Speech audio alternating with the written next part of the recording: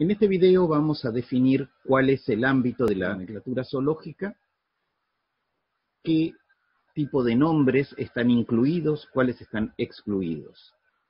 En realidad, casi todo lo que vamos a ver está contenido en los artículos 1 y 2 del Código Internacional de Nomenclatura Zoológica. El artículo 1 define que la nomenclatura zoológica es el sistema de nombres científicos que se aplica a unidades taxonómicas, es decir, a los taxones, de animales vivientes o extinguidos. En principio, las reglas que se aplican son las mismas en zoología y en paleontología, aunque hay algunos pequeños detalles a tener en cuenta que se verán más adelante. ¿A qué nos referimos cuando hablamos de ámbito? Eso está dentro del artículo 1, en este inciso 1.2, dice: los nombres científicos de animales vivientes o extinguidos incluyen los nombres basados en animales domesticados, nombres basados en fósiles, que son sustituciones, reemplazos, impresiones, moldes y vaciados, que sean restos reales de esos animales, así como nombres basados en el trabajo fosilizado de organismos, ignotaxones. Un ignotaxón es una huella, es alguna marca que haya dejado un organismo, pero no un resto del organismo mismo. Y nombres establecidos para grupos colectivos, así como nombres propuestos antes de 1931 para el trabajo de organismos vivientes.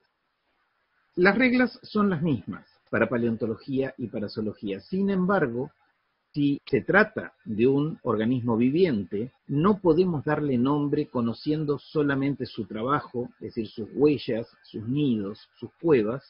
No podemos trabajar de la misma manera si la especie es viviente o si es fósil. El código regula los nombres de taxones del grupo familia, del grupo género y del grupo especie. Hay una serie de artículos, sin embargo, que regulan también los nombres de los taxones de categorías por encima del grupo familia. No hay, en realidad, muchas normas sobre órdenes, clases, fila.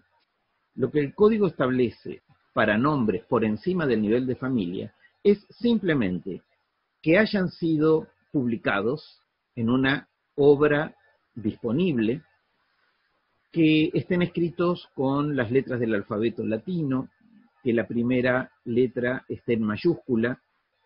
No deben ser nombres propuestos en forma anónima desde 1951. Se aceptan los nombres que hasta 1950 se hayan publicado sin identificar a su autor. Al igual que el resto de los nombres, no debe contener acentos, diéresis, ningún signo diacrítico. De modo que el código no establece nada sobre prioridad, homonimia, en nombres que estén por encima de superfamilia. Puede haber dos fila con el mismo nombre, o un filum y una clase, o un orden, que tengan el mismo nombre. A veces hay nombres que son frecuentes, están en todos los libros, y sin embargo hay un nombre para ese filum, para esa clase, anterior. No cuenta, aquí no rige el principio de prioridad. El ámbito del Código Internacional de Nomenclatura es exclusivamente para el grupo familia, grupo género y grupo especie. Extrapolar esas normas a taxones superiores o a taxones inferiores, por ejemplo, a lo que es infrasubespecífico, variedades y formas, es un abuso. No se debe extrapolar. No rigen las mismas normas para esos otros nombres. El artículo 1.3 dice que quedan excluidos de las disposiciones del código una serie de nombres, por ejemplo, para conceptos hipotéticos. Una redacción poco feliz. ¿A qué se refiere? A que, por ejemplo, no puede tener nombre científico el unicornio o el cancerbero o cualquier otro monstruo mitológico que uno pueda imaginar. Tampoco le podría dar nombre a una especie que no he encontrado, sino que yo supongo que debería existir una tal especie por algún motivo particular. Sin embargo, ¿por qué digo que es una redacción poco feliz?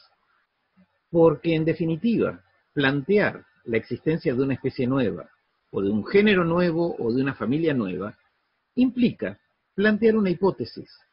Equivale a decir que considero que existe algo en la naturaleza que identifico como diferente de todo lo conocido hasta este momento. Y entonces, esa propuesta que yo hago es una hipótesis que hay que poner a prueba. Se publica, se ilustra, se documenta, y otros autores, o yo mismo, tendremos que poner a prueba esa hipótesis, ver si resiste sucesivos estudios, si es rechazada la existencia de esa especie o no. Entonces, en definitiva, los taxones tienen un componente hipotético. Quizás no debería decir para conceptos hipotéticos, sino para organismos imaginarios o organismos de los que no se tenga material. También quedan excluidos los especímenes teratológicos como tales. ¿Qué significa esto? Aquí tenemos una Nerodia cyclopium, es una culebra de Estados Unidos, tiene un nombre asignado en 1854. Aquí tenemos un ejemplar con 2 cabezas. El ejemplar con 2 cabezas no puede tener otro nombre. Es un ejemplar teratológico de Nerodia cyclopium. Aunque no sea un ejemplar normal, de todos modos, tiene el nombre que le corresponde a la especie. Para especímenes híbridos como tales. Acá la expresión como tales es lo que importa.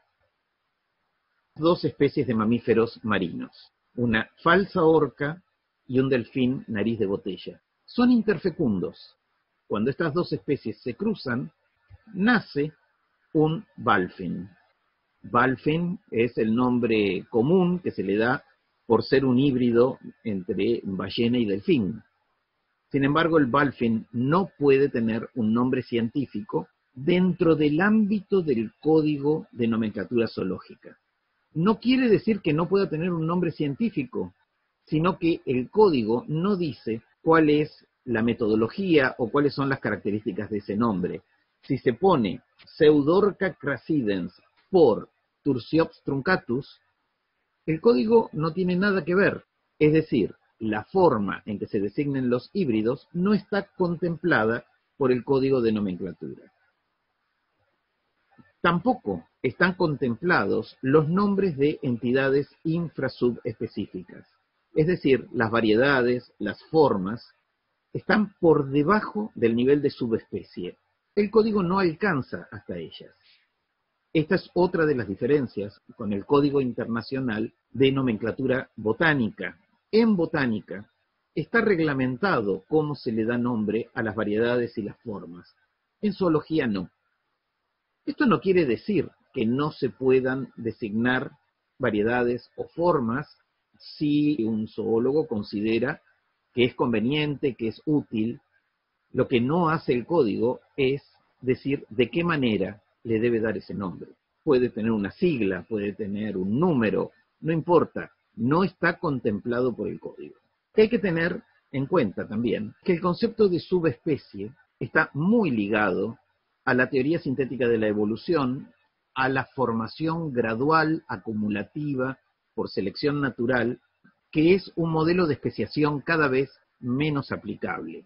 Actualmente hay más de 20 conceptos diferentes de especie, mecanismos de especiación que no estaban contemplados por la teoría sintética de la evolución. No se hablaba de equilibrios puntuados, no se hablaba de muchas otras cosas que la biología molecular y la genética han incorporado posteriormente. Por lo tanto, como la primera edición del Código Internacional se adoptó en 1960, hasta 1960 muchos autores usaban la palabra variedad con el significado que ahora tiene subespecie. Hablaban de variedad regional, forma geográfica, es decir, términos que hoy se interpretarían como infrasubespecíficos. Entonces, si el nombre se publicó antes de 1961, hay que analizar si la intención del autor era formar un nombre subespecífico o infrasubespecífico. Para esto hay artículos que lo establecen claramente. Tampoco quedan incluidos Nombres que se presenten como referencia temporal. El autor describe algo que cree que eventualmente podría ser una especie nueva, pero le da un nombre temporal hasta que lo publique en forma definitiva. Bueno, eso no es un nombre incluido en el código. Y después de 1930 quedan excluidos los nombres que se hayan propuesto para el resultado del trabajo de un animal actual. Antes de 1931, un autor podía describir una especie nueva a partir de una serie de huellas, a partir de una cueva, de un nido, que fuera distinto de todo lo conocido. Y algún día se conocería el animal que los produjo. Esto, desde 1931 en adelante, no es posible. Es decir, el código no acepta nombres basados en el trabajo de un animal actual. Supongamos que uno encuentra huellas de un felino, las compara con todas las huellas conocidas y resuelve que es una nueva especie.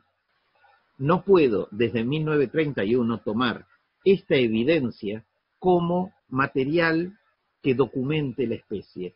No puede ser holotipo de una especie una serie de huellas frescas. Sin embargo, esto es distinto si esas huellas o esas marcas, producto del trabajo o de la actividad de un animal, están fosilizadas. En ese caso, hablamos de un ignotaxón. Es bastante frecuente encontrar huellas o marcas de actividad fósiles que se describen con nombre científico. Esto es algo que en 1930 se había descartado, pero los paleontólogos reclamaban que esa era una parte de su actividad que no podía quedar excluida, y finalmente, como 50 años después, se aceptó la descripción de ignotaxones bajo el Código Internacional. Por eso, si volvemos a leer el artículo 1.2, el inciso 121, que definían el ámbito, una de las cosas que decía ese artículo es nombres basados en el trabajo fosilizado de organismos, ignotaxones, así como nombres propuestos antes de 1931 para el trabajo de organismos vivientes. 1931 marca una fecha clave, y ahí habían quedado excluidos también los ignotaxones, que luego, en 1985, volvieron a aceptar. Esto es un ignotaxón. Esto es la huella de un invertebrado en la arena de la playa. A las huellas actuales no se le puede poner nombre científico como tal. En cambio, a las huellas fósiles sí se les puede poner un nombre científico. De hecho, esto se llama el mintopsis, una serie compleja de marcas zigzagueantes de pastoreo, siempre y cuando estén fosilizadas. Es un nombre disponible en zoología. No puede haber un género Helminthopsis en otro filum, para un animal actual, ni para un fósil, y solamente se acepta porque se trata de un fósil. Antes dije que huellas actuales de un felino desconocido no se pueden usar como referencia para establecer un nuevo taxón nominal. Pero huellas fósiles similares, procedentes de Miramar, provincia de Buenos Aires, permitieron describir una ignoespecie de tigre diente de sable, publicada en 2018 por Agnolin y colaboradores, Felipeda miramarensis. Filipeda es un ignogénero de huellas de felinos con una determinada combinación de caracteres, no de cualquier felino. Y Felipeda miramarensis es una ignoespecie. No se refiere al animal que produjo las huellas, que posiblemente nunca se llegue a identificar, o que al intentarlo solo se dé un resultado tentativo, sino que, comparada con otras huellas, resulta diferente a todas las conocidas. Identificar al organismo que produjo determinada huella fósil es bastante complicado. Una huella de megaterio, por ejemplo, es asignable con bastante certeza, o si junto con las marcas se encuentra un fósil compatible con ellas. Pero cuando se conoce el ignotaxón y hay que especular sobre el organismo que posiblemente lo causó, el terreno es cada vez más inseguro. Un mismo organismo puede producir distintas trazas. Un xifosuro, dependiendo de si estaba en reposo, si caminaba lentamente o si estaba corriendo, producía diferentes marcas. Por ejemplo, en esta ilustración se ve que el mismo organismo puede producir 5 icnogéneros diferentes, dependiendo del tipo de actividad. Aquí se muestra cómo en distintos sitios hay diferentes marcas que representan huellas muy profundas, menos profundas, marcas superficiales, y se especula que todas ellas pueden haber sido producidas por el mismo tipo de animales. Este hallazgo extraordinario de un fósil y una rastrillada de pasos que dejó marcados en el sedimento permiten especular que Mesolimulus walchi es quien produjo estas marcas identificadas como Coufignium lithographicum. Pero no todos los Coufignium lithographicum conocidos fueron producidos por la misma especie de Mesolimulus. En este caso se pueden asociar porque está presente el fósil y las huellas, pero esto es notoriamente inusual.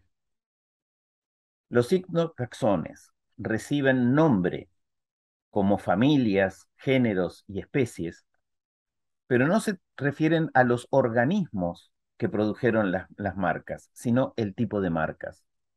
Muchos ignotaxones tienen biocrones muy extensos.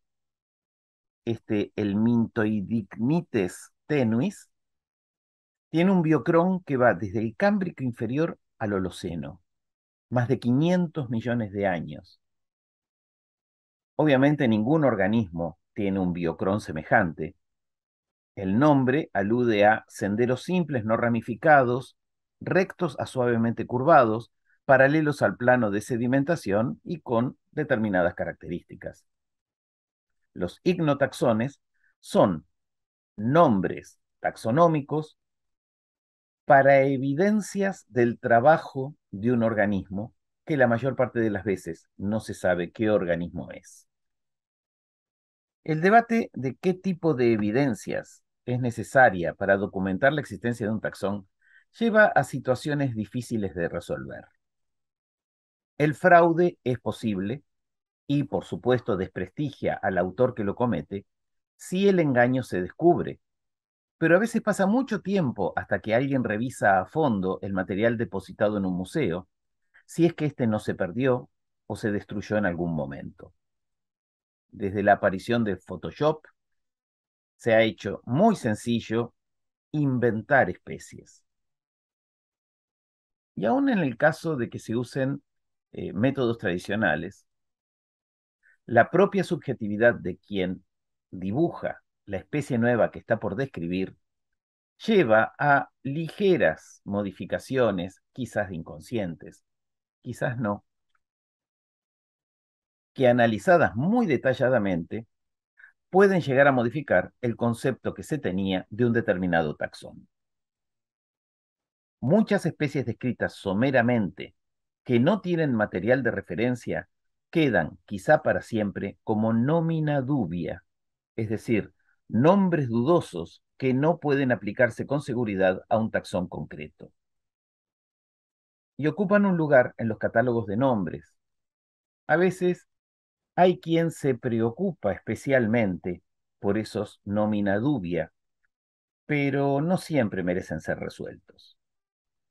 En el pasado era común que un zoólogo europeo recibiera informes de naturalistas viajeros acompañados de ilustraciones de los animales que había descubierto, y esas ilustraciones eran la base de la descripción de una especie, aunque el autor del nombre solo la conociera por esas figuras. que, hay que admitirlo, a veces tenían una extraordinaria calidad. Por ejemplo, este Leopardus japonensis de Gray, supuestamente un leopardo que vivía en Japón, fue descrito sobre una lámina. Hoy se pone en duda que realmente proviniera de Japón y además se lo considera un sinónimo de Panthera pardus, es decir, del leopardo común. En este caso, Aulacorhynchus coerulxintis adquirió disponibilidad a partir de la publicación de esta lámina, aparecida en 1841 con el nombre impreso al pie, aunque la descripción formal se publicó después, en 1847. La publicación de una lámina con un nombre científico antes de 1931 era considerada una forma aceptable de publicación de una nueva especie. Hoy no se acepta una publicación de ese tipo. Se requiere que tenga una descripción, que fije un holotipo, es decir, una serie de condiciones que hoy son necesarias y que en aquella época no. El código admite que se designe como material tipo de una nueva especie una foto o lámina con la aclaración de que el tipo es, en ese caso, no la foto en sí misma, sino el animal representado en ella, aunque el ejemplar ya no exista o no pueda localizarse. Con las láminas antiguas, uno se pregunta, ¿aquel naturalista viajero retrató un solo ejemplar o su figura es una composición de varios ejemplares, es decir, una creación artística que no representa ningún ejemplar en particular? No entramos a considerar esa posibilidad. Si se publicó antes de 1930, no nos queda más remedio que aceptarlo. Desde 1931 en adelante, una lámina publicada sin una descripción en palabras no puede tener disponibilidad. Por ejemplo, organismos microscópicos que se estudian mediante imágenes de microscopio electrónico de barrido, si el material luego se deteriora o no puede depositarse en un museo, esas fotos sirven como material tipo. Pero esto fue aprovechado por personas que, ajustándose a la letra del código, describieron especies sobre la base de fotos de animales vivos sin capturar un ejemplar para depositarlo como tipo portador de nombre en un museo.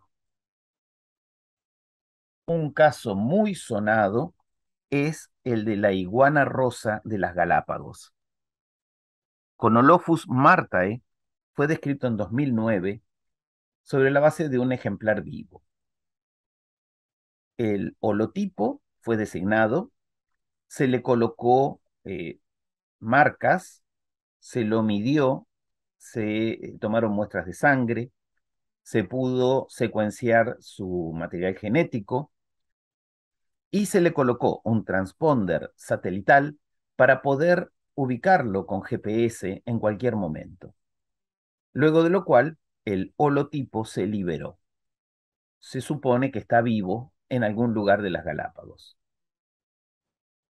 Esto planteó una discusión muy grande porque realmente de la especie hay una cantidad de información muy grande, más que la de cualquier otra iguana descrita recientemente. Datos moleculares, datos morfológicos, fotografías, y sin embargo no hay un ejemplar depositado. El argumento de los autores fue que se trata de una especie endémica en riesgo de extinción. Entonces no justificaban matar un ejemplar para depositarlo en un museo. Esto tuvo varias réplicas, muchas críticas, porque el holotipo puede ser una parte de un animal, puede ser un cráneo. Hay una población de esta especie en las Galápagos. No existe ningún resto, ningún esqueleto, ningún animal muerto, algo que se pueda depositar como referencia. ¿Es necesario depositar un ejemplar? El argumento de que es una especie en peligro de extinción. El peligro es tan inminente que la pérdida de un ejemplar modifique su situación. afecte realmente el estatus de la población. También alguien puede decir, bueno, pero es un crimen matar un animal adulto. No tiene por qué ser un adulto. No hay ningún ejemplar moribundo. Por otra parte, desde el año 2000 es obligatorio declarar en qué museo se depositó o depositará el material tipo. Entonces los autores introdujeron una declaración. El ejemplar será depositado cuando muera naturalmente en determinada colección. Claro, siempre y cuando el animal no desaparezca, no sufra algún accidente por el cual no se lo pueda encontrar. Pero también el holotipo depositado en un museo se puede perder y ya no lo tenemos disponible. Es una discusión vigente. Se pueden describir especies basándose en imágenes u otro tipo de evidencias, pero el depósito de un ejemplar en un museo es un requisito razonable.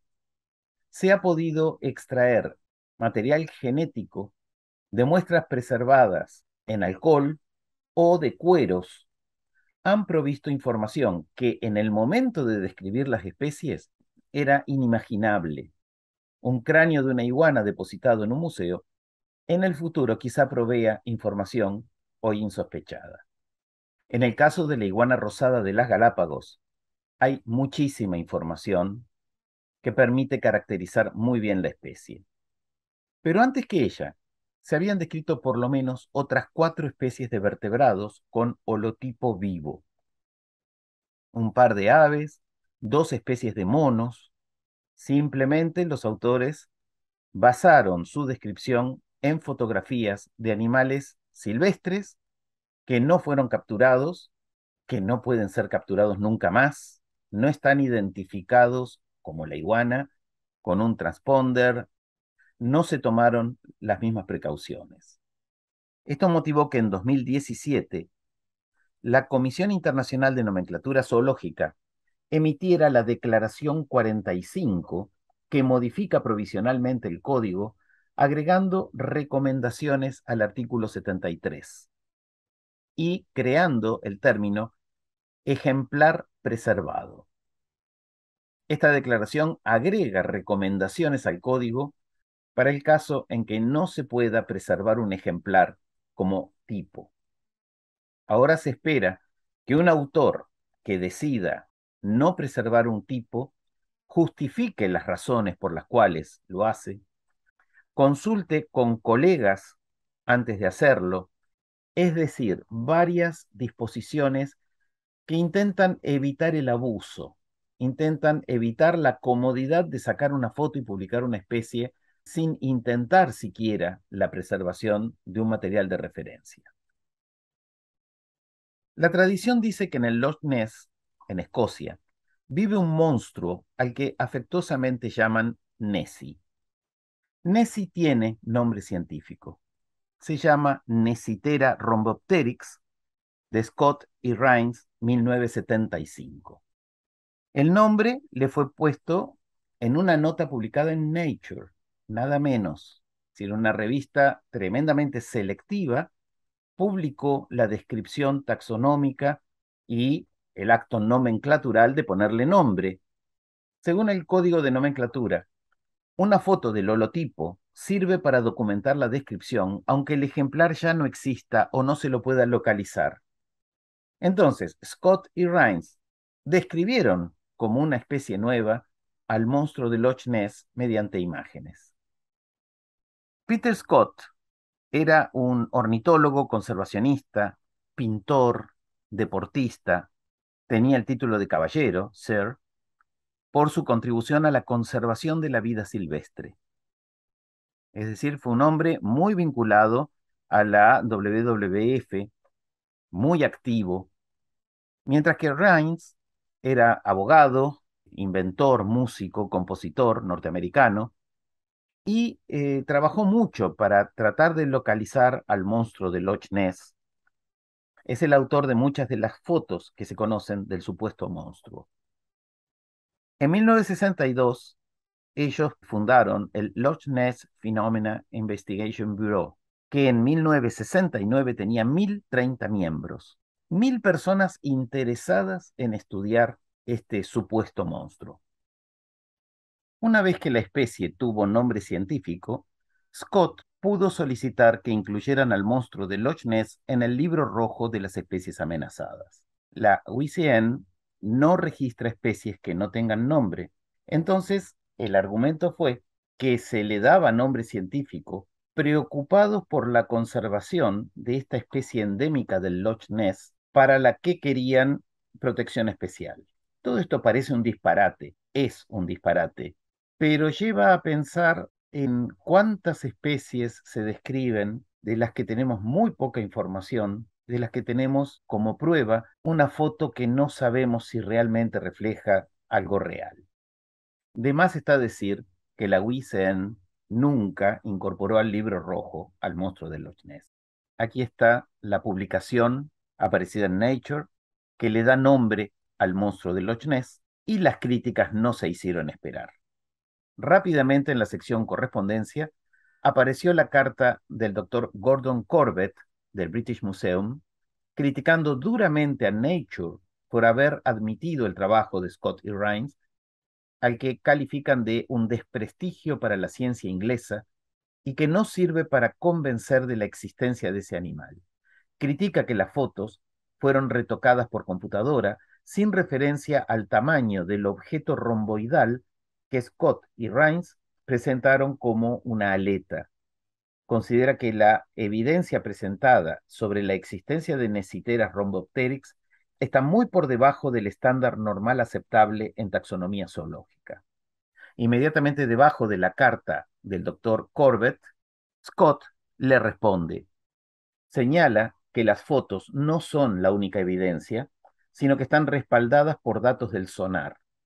Sostiene que el doctor Corbett malinterpreta las conclusiones del trabajo y explica que ellos no dijeron que se tratara de un tipo de reptil, como aseguraba Corbett, sino que la aleta ilustrada no se corresponde con un miembro de mamífero, sino que es semejante a la de algunos reptiles fósiles. Al término de la carta de Scott, aparece una nueva carta, esta vez de 3 investigadores de la Universidad de Reading, en Inglaterra, que comparan la supuesta aleta de Nesiteras con la de un plesiosaurio, y además hablan de las estructuras blandas supuestamente registradas por Scott y la posición de las narinas y demás, comparando con un plesiosaurio. Finalmente concluyen que las imágenes del trabajo de Scott y Rhines serían las de un barco vikingo hundido en el Loch Ness. Debajo de la carta de estos 3 investigadores aparece la respuesta de Scott. Les responde que la variación que hay entre aletas de un mismo taxón en aves, en peces, justifica que la aleta de este animal en particular, es decir, del monstruo de Loch Ness, fuera distinta de la aleta de plesiosaurio con la que estos 3 investigadores estaban comparando. Y además hace notar que de los 53 géneros de plesiosaurios, solo se conocen ciertos huesos, no hay registros de su piel, y que ellos nunca dijeron que el monstruo de Loch Ness fuera un plesiosaurio, sino que estaban inclinados a pensar que Nessie fuera un organismo reptiliano. No avanzaron en la clasificación que los críticos pretenden darle al monstruo de Loch Ness. Rechaza que pueda ser un barco vikingo y sostiene que las filmaciones que puso a disposición lo muestran moviéndose a media agua, no quieto en el fondo del lago. La cámara estaba fija y en el intervalo de 1 minuto la aleta cambió de forma y orientación. Desde el punto de vista estrictamente técnico, el nombre de Nessie, Nesiteras rhombopteryx, es admisible, está dentro de las reglas del código, pero ¿existe ese animal?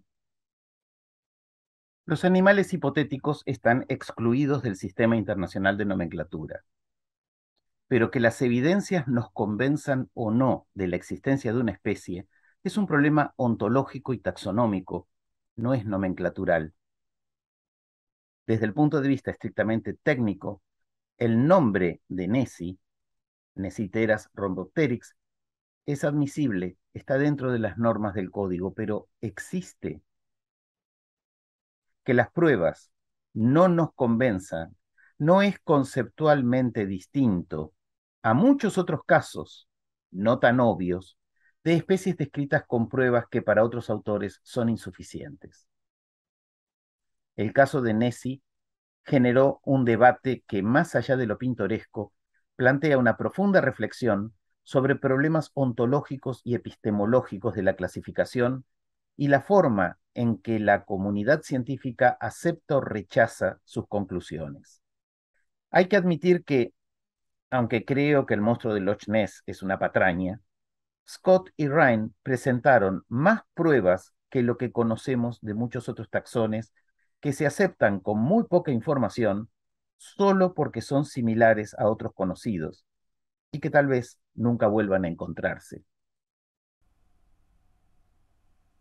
Y si finalmente lo que describieron Scott y Rines fuera un barco vikingo, el nombre del monstruo de Loch Ness se podría interpretar según el artículo 2.2 del código, nombres de taxones que alguna vez fueron clasificados como animales, pero que después dejaron de considerarse tales. Ese nombre sigue compitiendo por homonimia, aunque ya no sea considerado un animal, como se explica en el video sobre independencia de los códigos.